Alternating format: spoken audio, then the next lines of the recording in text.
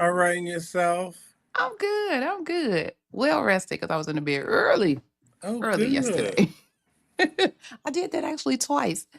Um, uh, Wednesday, I think I was in the bed by 6:30. Oh, wow. Well, you get up early, But so. of course I got up at 3, like, okay, let's go. I was like, no, no, I need my couple of hours. Yeah, I do. I rise. My alarm, the first alarm goes off. Sometimes I beat it at 5. So yeah. Wow. Then I try to have my feet on the floor no later than 6 o'clock. Keep it moving. You're like, wow. Well, the weekends, it's about 6:30. Oh, oh. So I've been up for a while. Can, can I tell I have never been a morning person. I think that's why, the good Lord pushed me into being a nurse because the best thing they could have ever invented was 3 to 11 and 11 to 7. Oh, wow. Wow. I don't know. I used to, back in school, I could hit them all-nighters and when I went to school this last time, I was like, I can't do this. No. So what I do is I would get up early. Like I'll go to bed and then I'll get up like 2. And then that will be, I'll knock it out like for those few hours before I'm supposed to get up. And that worked better. But I'd be looking at stuff, cross-eyed, nodding out, head falling down. Like, what is happening? I cannot do this anymore. Buttercup, you are not 20. Far from it. But how was your week? How was your week? it was busy because I'm in employment purgatory doing all these interviews. I don't know, but I heard everybody keeps saying, I've heard several times about, and I'm sure your sources and stuff are coming from various other places. But somebody need to check in on the people over there in Indeed. They're like, some of their stuff is bogus, not right. People getting ghosted, nobody is responding, and all kinds of stuff is happening. Like, are they real ads, or has the bots got them and taken over, and it's an AI thing, or what? So be careful. Oh, absolutely. But what I try to do with Indeed now, I do use Indeed as a resource, but what I have found helpful or the most responsive is when people when employers reach out to you from Indeed. Okay. Those Yeah. are pretty solid Oh, because it's absolutely. a person. Yes. Yes. Absolutely. Okay. All right. Well, let's get this party started, huh? Well, welcome to our Saturday morning tea. Here we brew up the hottest topics in healthcare. We discuss health information news, education, certification tips, entrepreneurship, late nights, early mornings, job searching, and Indeed bots, all of the things. But we focus primarily on the revenue cycle at large and all that entails. And as you come in, don't forget to hit the thumbs up or like button. I'm Clarice Warner. I'm the girl with the pearls, the founder and senior education director of the Professional Reimbursement Network, LLC, where coding education is key. And PRN is a healthcare compliance consultancy located in Cincinnati, Ohio, that specializes in revenue cycle and regulatory compliance and education. And let me ask, it's 2025. Prayerfully, you know these things. But if not, do you know what it takes to be a certified marketable medical coder? Well, before I introduce my co host, let me share with you information on a free email course on the 5 steps to become a certified marketable medical coder. Are you interested in medical coding, but not sure where to start? And scared of wasting time and resources? Let me help you with the right steps to become a certified marketable medical coder. Learn more at bit.ly/5stepscoder. Hey, If you're interested in getting more information about the 5 steps to become a certified marketable medical coder, we'll check out the video description for the link. So joining me today is my partner in success. I love that line. My co-host, Mr. Jesse, the registered trademark. Put some respect on his name, the coding nurse. Sir, introduce yourself and tell the folks all about you. Well, before I introduce myself, I wanted to Okay. piggyback off of what you said, Clarice, about because being a certified marketable medical coder now does not just apply to entry level. Like Mm-mm. you have to know that even if you have experience, because the way the industry is changing now, you have got to know how to keep up. Mm-hmm. Absolutely, absolutely. I might change the steps from 5 to 10 the way we going. May make some additions. Exactly. So, good morning, everybody. My name is Jesse. I live in Philadelphia. I have been in healthcare for a long time. I transitioned away from the bedside into HIM in 2014. And in 2020, I created a company called the Coding Nurse LLC, where I help nurses and other people in healthcare with a clinical background transition into the wonderful world of HIM. Yes. And how is that going? It's going along fine. I have a class and currently, and they are, overwhelmed right now. But worth every second. Yeah. It happens. The first day of class jitters and you come in and depending on who you are and how you coming in, sometimes you come in thinking, well, I don't even know why I'm here because I know all of this, but then you quickly learn and realize maybe you don't. Maybe there's some things I can learn. Absolutely. Hey, all right, all right. So let's see who's with us. Good morning. I don't want to butcher her name again. No, Amy. No, Amy. Thank you. Good morning. And good morning, LinkedIn user. Good morning, Tanika. Good morning, good morning. And good morning, Marie. All Good right, all morning, right. She Marie. said, hey, just learned about Jesse in the last 3 days in today's live. Look at God. Look at God. Uh-oh. Wait All a right. minute. She one of my people, huh? Look at God. Good morning, everybody. Oh, Did you have a class? Oh, is it a class? do you have a class in A&R? Oh, Um, I I don't. don't.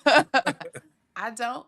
But I bet you I know somebody who can get you what you need. I know somebody who can get you what you need or on the E- spot correspondent. She can get you what you need. exactly. Most definitely. We'll definitely have to have her connect with you. Yes. Definitely do that. All right, all right. So before we jump in, let me remind you that you can join in and add to the conversation. So don't be shy. Don't be shy. Your opinion matters and is welcomed here. So, friends, just use the chat as y'all see that y'all been doing all along.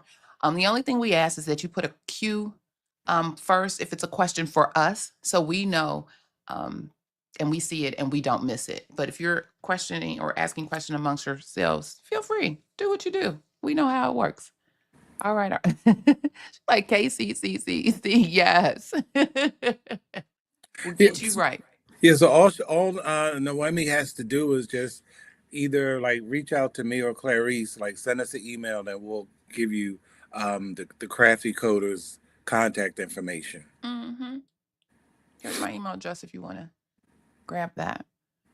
Or I think our stuff, or I forgot how she's Well, on here that's through Facebook or through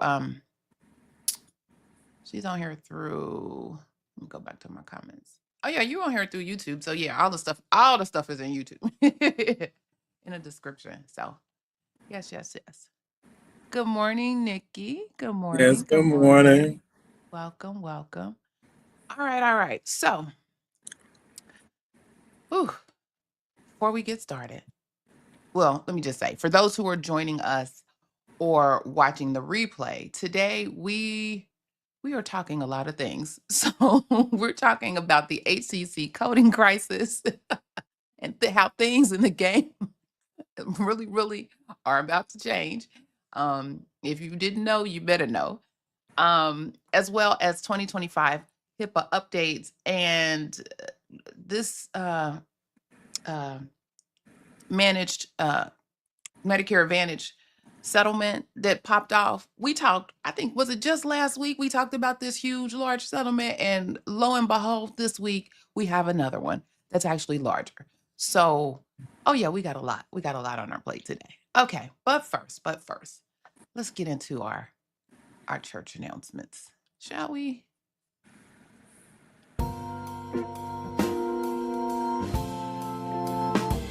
Uh-oh. Who's on her job? Who is on her job? Who was on her job? Hey. This is his weekend. This is his weekend. I feel conflicted about everything, but this is his weekend, and that's how I'm focusing. This is his weekend. Hey. See, I couldn't find that one. I was looking for that. I like that too. Well, I'll send you this too. Hey.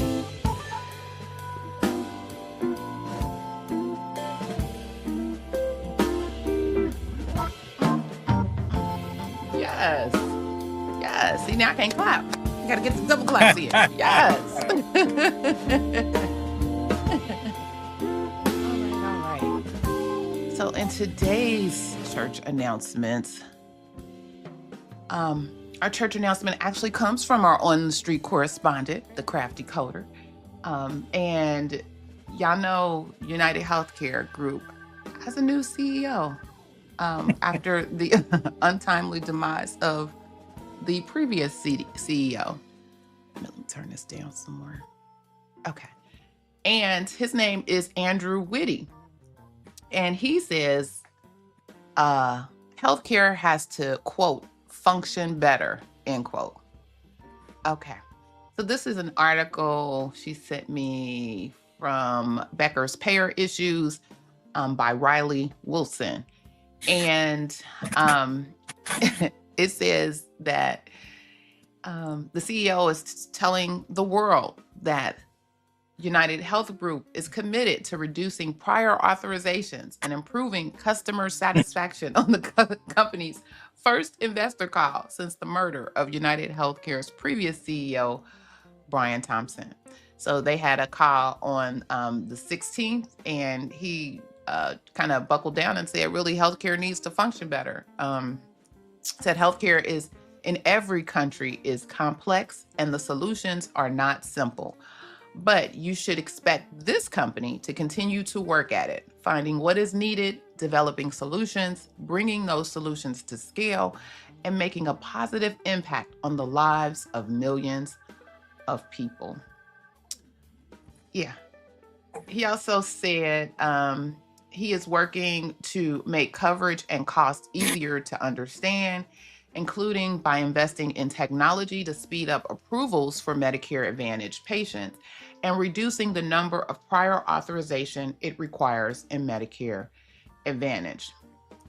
Said some of the work to speed up claims can be done by United Health Group alone, but some requires the industry and policymakers to come together. He said the company is encouraged, and that's in quotes, by efforts from the healthcare industry and regulators to address prior authorization. But he says ultimately reform will come at the system level. And the core fact is that price more than utilization drives system costs higher. So tackling that problem will require all parts of the system and policymakers to come together. So he said there's still a lot of work to be done, especially around customer dissatisfaction and simplifying claims and other processes that they have developed, but they're excited and trying to do what's necessary to get the work done. He said less than 1% of claims are ultimately rejected for a clinical reason, but other claims are held up before being approved. Standardization across the healthcare industry and investments in technology can help speed this up. I hear AI, and the company Mhm. is engaging with heightened energy, and that's quote, to improve processes. So, yeah. Um, so they're excited. They want to get everything to do all of the things, and they gave a spiel about Mr. Thompson. Um, gave a little bit about his history and his passion for finding solutions and improving experiences. Um, so yeah. So yeah, they got a new CEO. He talking to the investors. He putting his plugs in. He's addressing all of the folks, and so we'll see. The only thing I wanted to comment on is there's a line in there. It says, Mr. Whitty said United Health, the nation's largest insurer. The United Health is the nation's largest private insurer. The Yeah, largest because we all insurer know is is the Medicare is the federal largest. executive. Absolutely. Absolutely. You're correct about that. So who is this? Riley, get your stuff together. No, I'm kidding.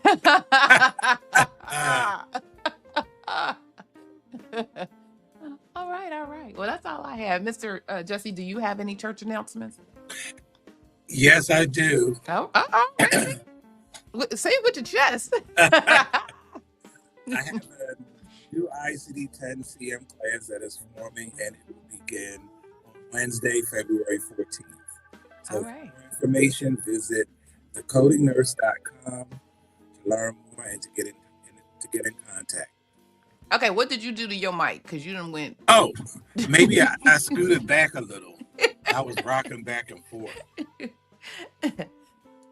Hit me with that one more time. Okay, so I have a new ICD 10 CM class forming on Wednesday, February 14th. And to Mhm. find out more information, visit thecodingnurse.com to learn more and to get in contact with me. All right, all right. Yes, yes. So that concludes our church announcements. Everybody can have a seat. No, I'm kidding. Let me get rid of the banner. All right, all right. So let's get into the tea. So let the tea spilling begin. So first, we're unpacking the significant HIPAA changes that are coming in 2025. And whether you know it or not, these updates will affect every. You said you're Preaching, pre-waxing? preaching voice. You put it Preaching. correctly. Oh, I was like, oh, I'm like, wait a minute. um, these updates will affect every healthcare organization. So the biggest news is the proposed HIPAA security rule update was published January 6th, 2025. And it was a lot. It's a lot in there. But let's talk a little bit about some of the key requirements. And some of them kind of were dribbled out in a final rule at the end of last year, but they are solidifying the things here with this particular rule update. So there's a technology and infrastructure updates. So required technology, asset inventory, and network mapping every 12 months.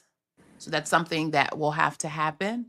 They're looking for folks to have vulnerability scans every 6 months. An annual penetration testing must occur, and then regular security audits.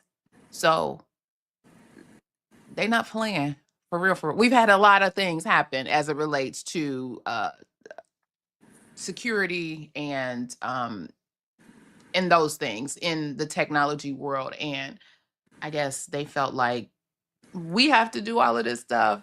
You need to do all this stuff. Let's protect people at all costs. Some of the cybersecurity measures include encryption of all EPHI, that's electronic uh, personal health information, both at rest and in transit. So wherever it's stored and if you have to send it. Multi-factor authentication implementation. Multi-factor authentication actually drives me crazy, but I understand the purpose for it and the reason for it. Network segmentation requirements, enhanced patch management processes, and removal of unnecessary software. One critical point they mentioned is they're removing the distinction between required and addressable specifications. Everything is now mandatory with limited exceptions. They're not playing in Oh, these streets. I think it's about time because, Mhm. I mean, at this point, probably all of us have had our medical information compromised. Mhm. Y'all get them emails and all of the things, and then you get the actual notices in the mail from folks and all of the things. So you're like, well, wait, well, who is this and what is this? And oh, I gotta change the password. Oh, I gotta get the insurance. I gotta do all of the things. It's a lot. It becomes a lot. Let me also mention that this information came from um an article in the HIPAA journal from Steve Altler. Um, and all of our articles that we talk about today are posted in the description, the video description. All right. The other thing was reproductive healthcare privacy. So the privacy rule changes for reproductive health care effective June 2025 is there's now a new definition of reproductive health care that was added to HIPAA. Limitations on PHI disclosures related to reproductive care. There's a requirement for attestation before sharing reproductive health information. There's a new notice of privacy practices section required around reproductive health. And then the compliance deadline was, it says December 23rd, 2024. So I don't know if this was something that was part of the older piece, or that was a typo on their part. I don't know. But something about December 23rd is a compliance deadline. And then this is particularly important given the current healthcare landscape and the state by state variations in reproductive healthcare laws. And so we all know that states are doing some different types of things here recently, and this is one way that from the federal perspective that they will take some type of uh, charge in managing the security and the privacy of those particular patients. Another thing is, But, bef- is mhm, this is your other comment about pregnancy or go ahead. so? I think that this is going to be important, and I'm really for it because there are some states that even if women went to other states to have reproductive procedures, if the other state found out, they could press charges. Hmm. And I think that this is really really good because it protects people's reproductive health information, and they really don't.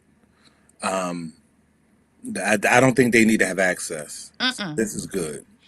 And I remember there was conversation around lawmakers in various states asking specific questions in the vein of research to obtain information about folks' reproductive health and looking to find if folks were having certain procedures that were illegal in their state and targeting the provider who may have also provided those procedures. And so hopefully this too will assist in that nightmare because it really was crazy. Crazy. So we have a question. I see. And she said, Well, I think she's asking, are there any updates for HIPAA for gastroenterology? not that I know. Not that was in this article. I didn't see anything specific in this article on, yeah, but if you're in a if the practice is a gastroenterology practice and they are a healthcare provider, then these HIPAA regulations apply to them. It applies to all, but they may not have anything specific for that specialty. But because of the federal landscape regarding reproductive health, I believe that is why this, reproductive health was kind of addressed, and they made specific mention to it. Okay.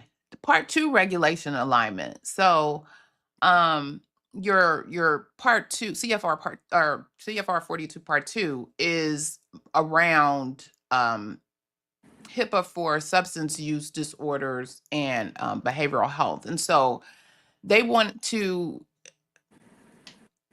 they're in two buckets. And so those types of providers actually have to make sure that they're following both HIPAA and the privacy regulations in part 2.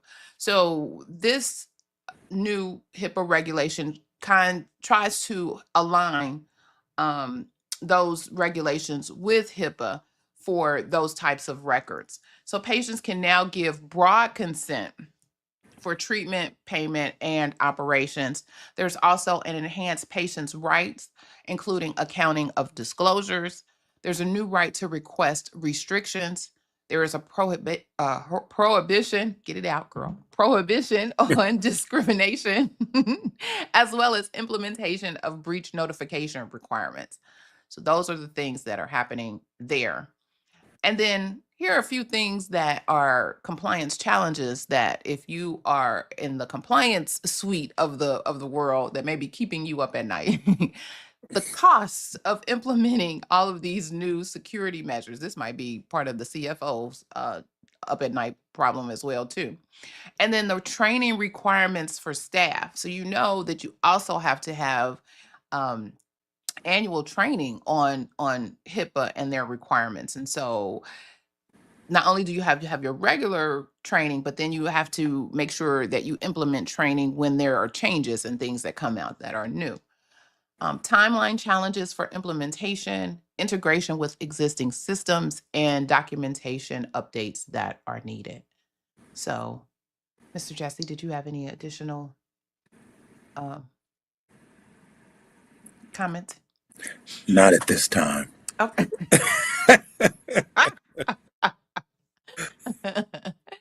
So remember, these changes are reshaping healthcare privacy and security.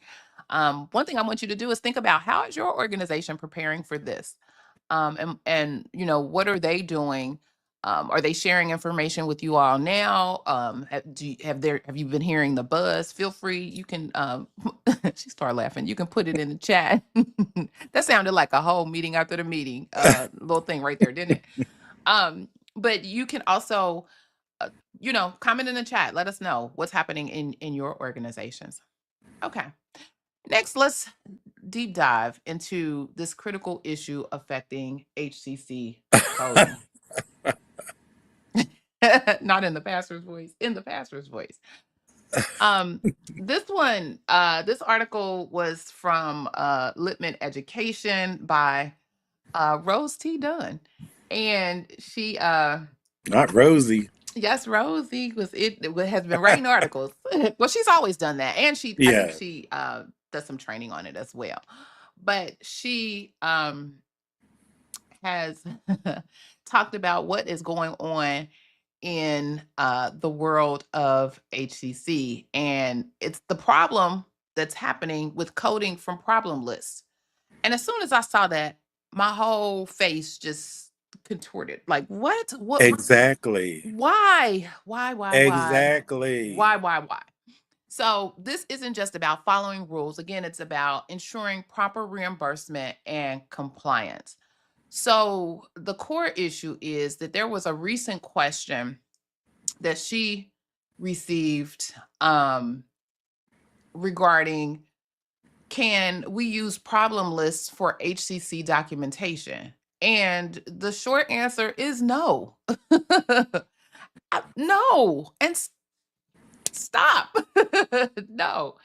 I don't understand where that came from and why, but we'll talk more about that in a minute. But anyway, so CMS has been clear in their risk adjustment user group Q&A. Okay, I didn't know that that existed. Me either. Right. So that was a gem for me. So if you're a part of the HCC coding world, go and look for Google, it's your friend, the risk adjustment user group Q&A. Um because they're talking and they're answering.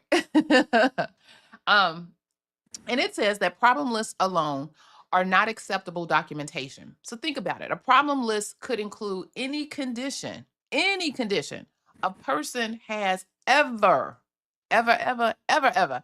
had, whether or not they received services for it during the data collection period. Okay.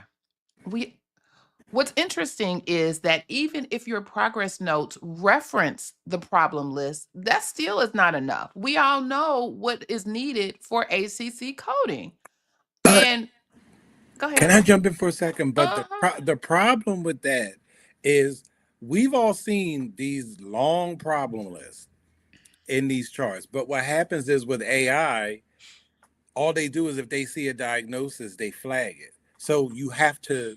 It just creates more work. Hmm. But For everybody. but this is coming from AI. For everybody.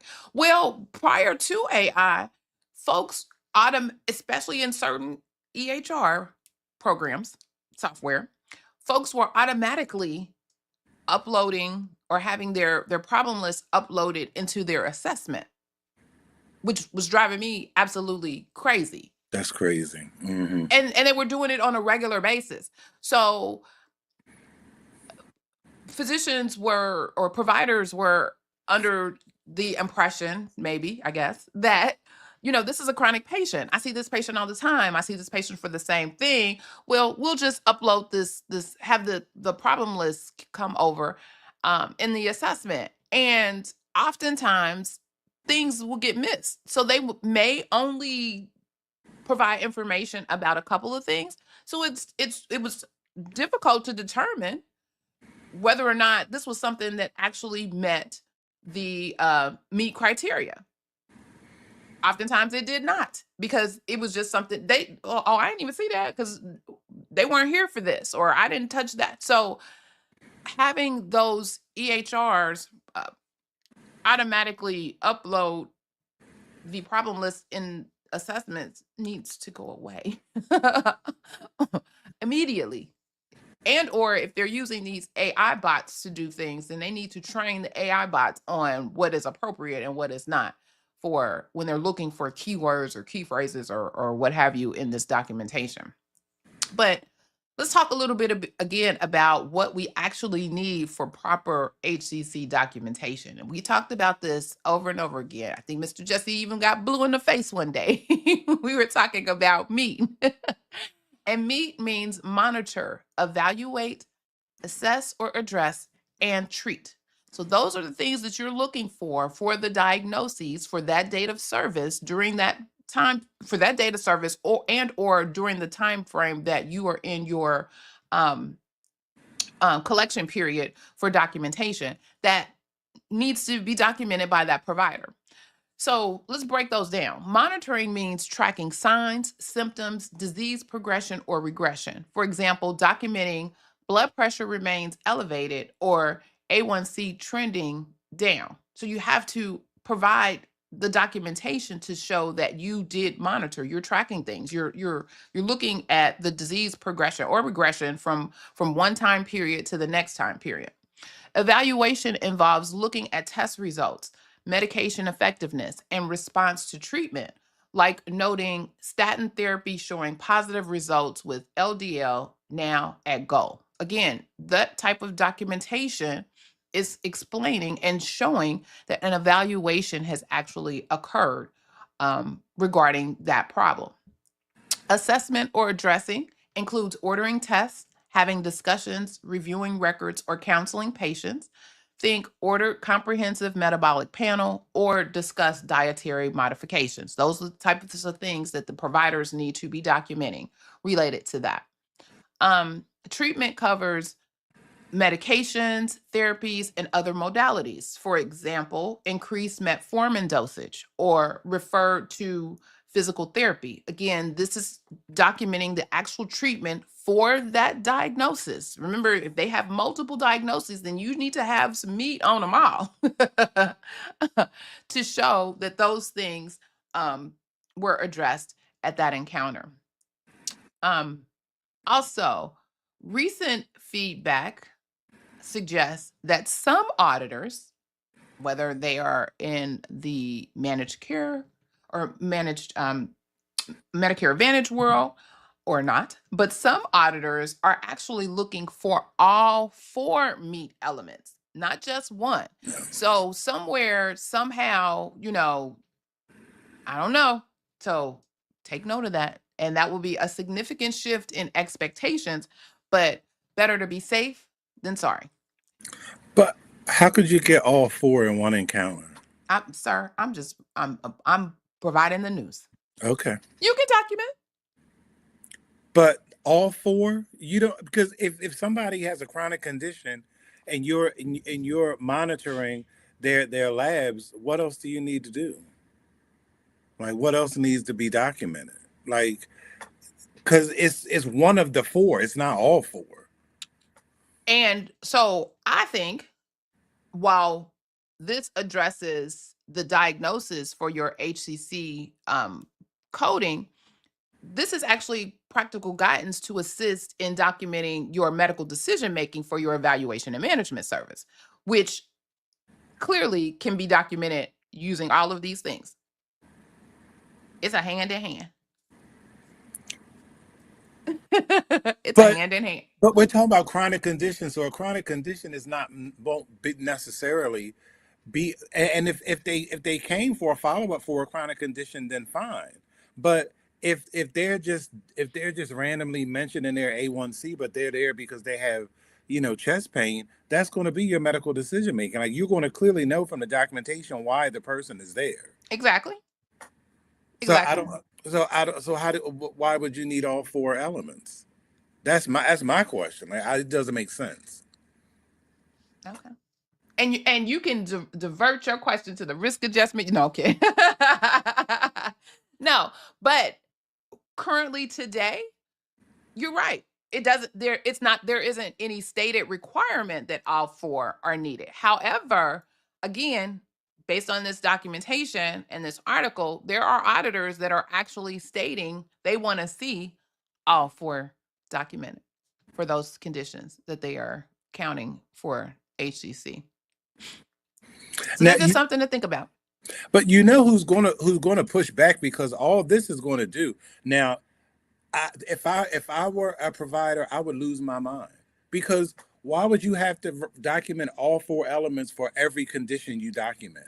Like that's going to be a lot of documentation, and they don't even want to document appropriately for one thing. I understand. I just The burden will be coming out again. Mm. You'll be hearing more and more about the quote unquote documentation burden of providers. But it'll be interesting to see where we land and where it lives. Because I have never understood, and I always share. I started out in risk adjustment in 2014. Hmm. It is the easiest coding I've ever done. Hmm. It is not hard. People make it hard with all this foolishness. And nobody ever really puts it where it really needs to be. The problem in risk adjustment period, well, in coding period, is always documentation. Hmm. Because And that's what you got. That's what you're doing your job based on what it is that you receive. That's the right. And they try, and the reason for the reason why they go back and forth with the problem list forever is because they try to capture as many HCCs as possible, but you still have to have, at the end of the day, for every diagnosis you have to have clinical support, period. Mhm. It doesn't matter that somebody had an embolism in 1972. Do they have an embolism now? Correct. And again, from the provider perspective, and again, I'm speaking to documentation for the actual service that they're providing. So if it's an evaluation and management service, that rule still applies. You also have to make sure there is documentation to support in order for you to get credit for the medical decision making and that level of service that you are claiming. And so again, for me, this meet matches all of the things that are looked at for evaluation and management service leveling. So those things would need to be documented for those diagnoses to count to get them to a particular level of service that they are claiming they have provided. Right, but If you look on that, if you look from that perspective. right, but they've been doing it. I mean, meat is not new. I mean, medical, Yeah. E&M isn't. I mean, they've been coding E&M. All these visits have an E&M attached to them, and it hasn't been and even with everything comes down to documentation. Mhm. I'm just saying, I just don't think you need to have all four. And these auditors, whoever came up with that, they get ready to get shut down because that's not going to fly. And especially in inpatient with all them daggone specialties documenting. Oh no, it's not going to happen. Mm-mm. Well, we'll stay tuned. So let's see, what does this mean for your daily coding practice? So when you see a problem list, consider it a roadmap, not documentation. Again, each condition needs to be actively addressed in the encounter note, not just something that you list from a problem list. Um, and so a real world example looks like if diabetes is on the problem list, but the provider only writes diabetes stable in the note, that's not enough. They need to see elements like reviewed the blood sugar logs, the A1C improved to 7.1, continuing current medication regimen, counseled on diet. So you need to have additional documentation to support that you provided um, the meat on the particular diagnosis that is Now listed. I agree with that. So here are some key takeaways for ensuring compliant documentation. Again, our documentation is what we receive from the provider. So the providers need to be trained on actively documenting their thought process for each chronic condition. Implement templates that prompt for meat elements, regular audits of documentation against claimed HCC codes, and again, don't rely on automated pulling of problem lists into notes. That part just drives me crazy. I wish you would stop, stop, stop, stop. And if you keep playing, you'll end up like this. So, we're also talking about this historic $100 million Medicare Advantage settlement. This case is groundbreaking for several reasons. And so let's look into what was going on. So the settlement or the Department of Justice announced a settlement with Independent Health, a Medicare Advantage plan in upstate New York. And here's what makes this case remarkable. It's the largest ever Part C settlement based purely on a whistleblower case. The settlement amount is up to $100 million. It includes a $2 million personal payment from a vendor executive. They looking at the vendors, y'all. This is That's the what I second was. one. I was This is waiting the because I'm second like, one. This mhm. is the second one. They're looking at the vendors. The case took 12 years to resolve. So there was a lot of stuff that they had to go through. And the whistleblower will receive up to $22.5 million. But again, it's not just about the money, it's about No, accountability and no. the future of risk adjustment practices. So, the whistleblower, who is Teresa Ross, was a former director of risk adjustment at Group Health Cooperative.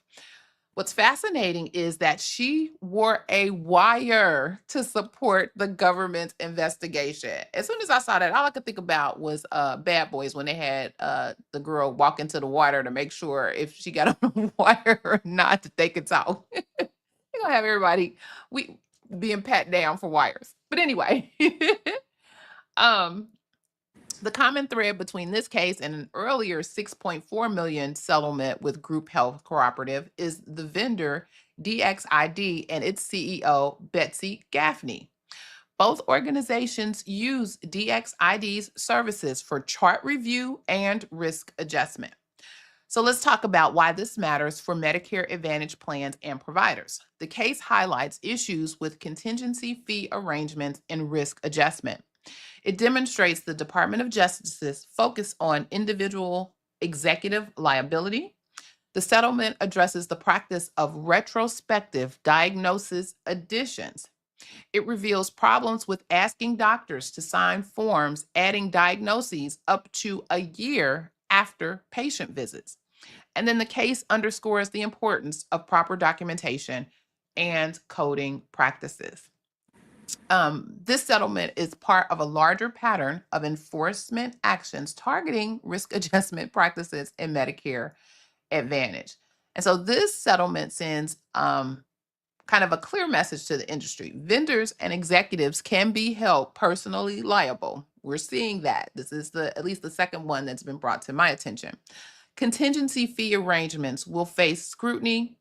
Retrospective diagnosis additions need careful oversight. Documentation timing and authenticity matter. And whistleblowers play a crucial role in law enforcement. Mr. Jesse, any thoughts? Other Yeah. than you should have been the whistleblower. No kidding. So I think, well, actually, it there were two places where I should have been a whistleblower. Um, I have just never understood. Well, I do know. Let me know.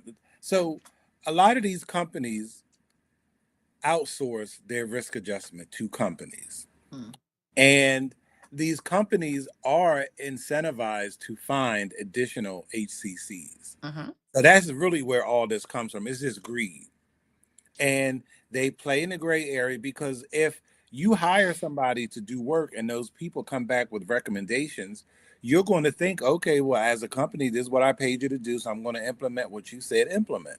Now, if I get, hung up or caught up as a result, then you have to bear some of the responsibility, or actually most of it.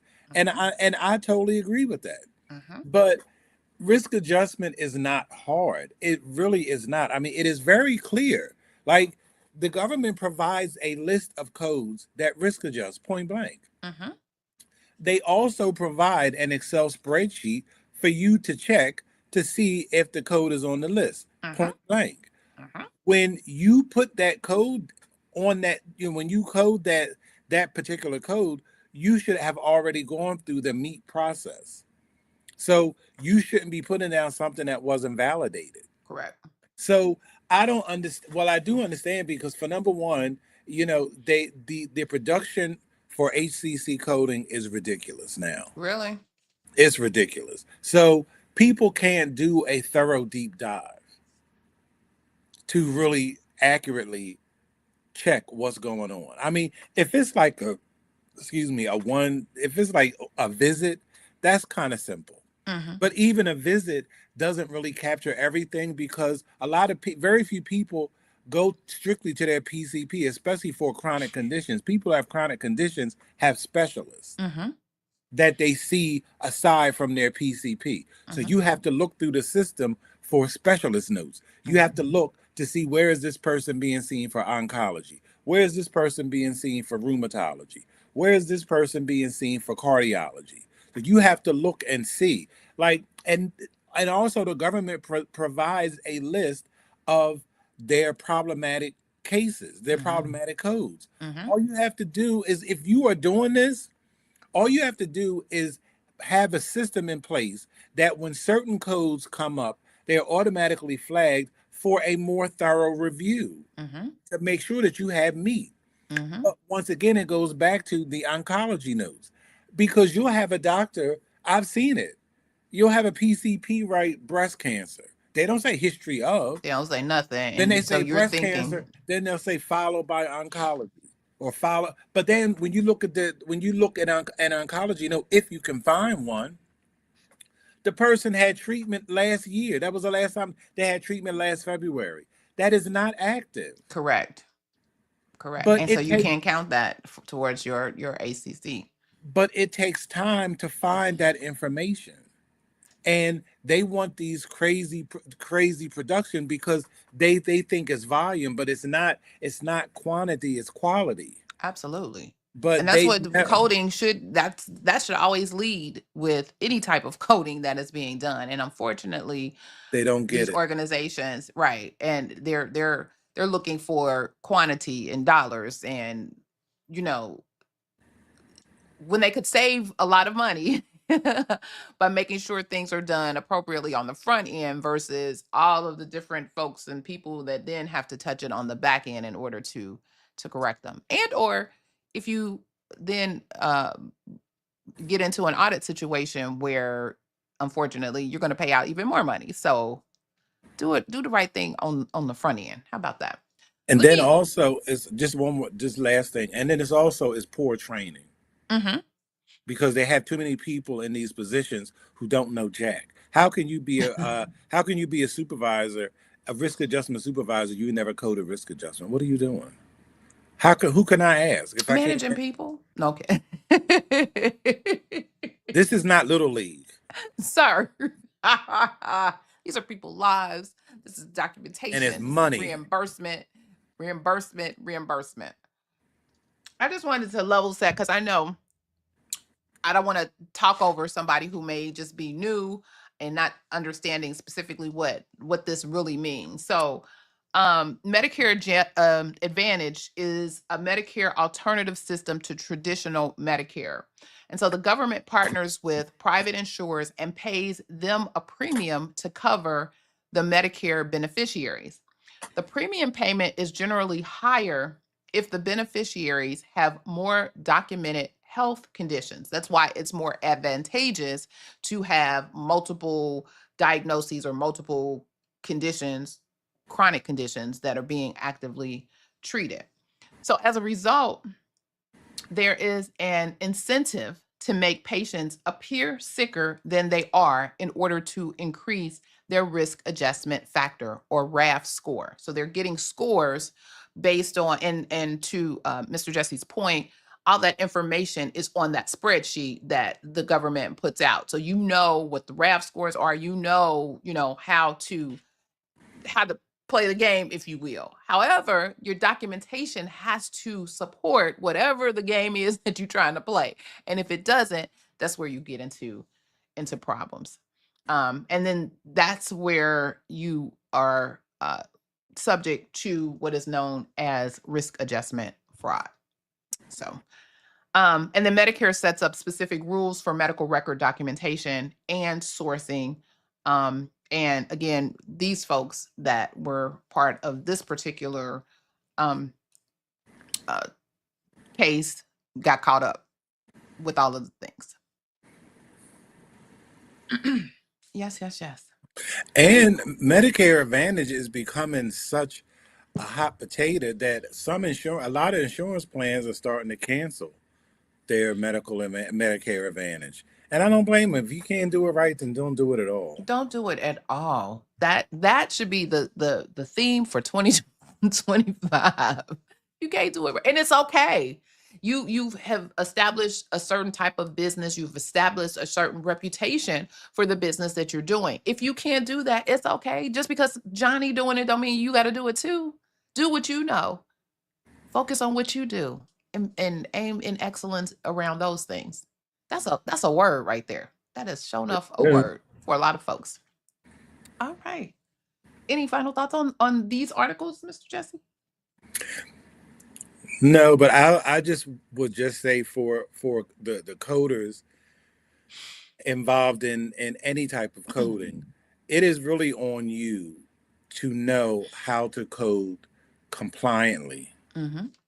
The burden is on you. You cannot rely on a company. You cannot rely on a supervisor sadly, to guide you. Like you have to really take the time to invest in your continuing education. And you have these forums now. You just have to hope and pray that you ask a question that somebody has some sense that can guide you. And you always want to research on your own to make sure that the information you have is accurate. The Absolutely. burden is really on the coders now because you really have no help out here, and it's sad. And that's a part of what makes you a certified marketable. Let me pull out the marketable medical coder. All right, all right, all right. Good information today. Good information. Let's see. Let's see. Do-do-do. Yeah. Okay.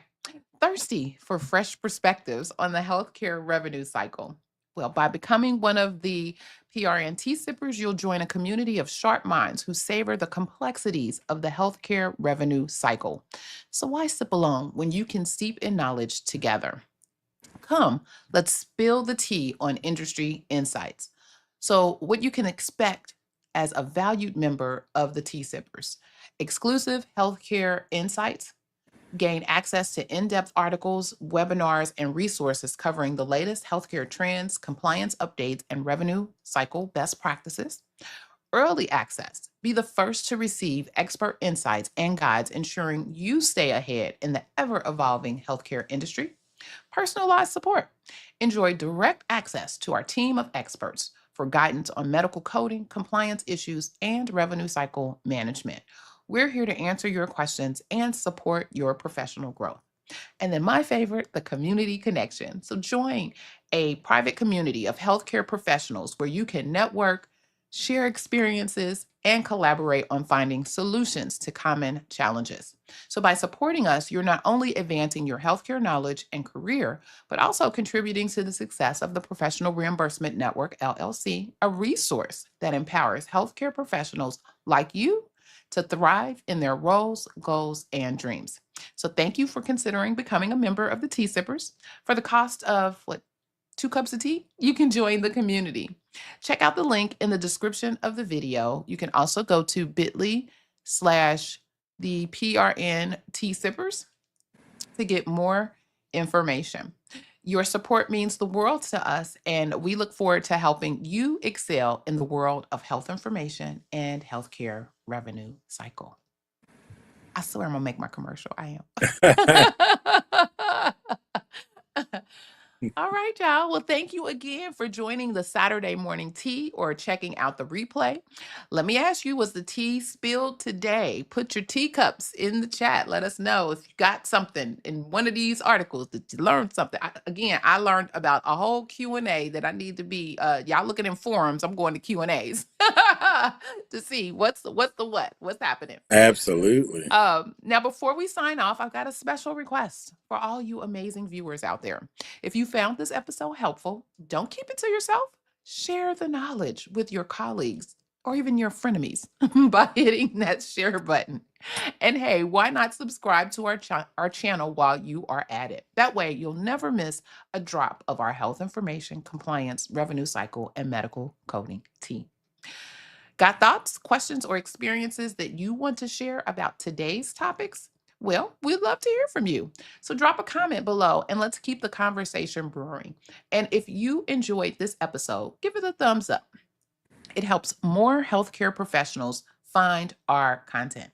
Also, check out the Coding Nurse channel on YouTube and visit his website, thecodingnurse.com, to get more information on classes and programs and him. You get all the things, uh, the Coding Nurse, all the things. Remember, on the Saturday morning tea, we're all about building a community of savvy, informed healthcare professionals who are certified and marketable. So, like, share, subscribe, and comment, and let's grow this community together. Mr. Jesse, do you have any final thoughts for today? No, I think we covered a whole lot of territory this morning. It Yes, was we good. did. Yes, we did. After last week, boy, we was like, woo. But this week was good. But however, it's still some food for thought. Still food for Yeah. thought. And making sure, and I think you hit it on the head. We are responsible for what we produce. Yes, we are relying on others and their documentation, but ultimately, a buck stop with us. And if we see things that doesn't look right, doesn't sound right, doesn't smell right, then it's up to us to make sure that we're checking and providing information to others who may be in positions that can make certain decisions on correcting those things. So, yes, tell a friend, tell a friend. Well, thank you. Glad you enjoy. Welcome, Yes, welcome for joining us. likewise. Yes, thank you. Yes. So again, this has been a great session today for you PRNT sippers.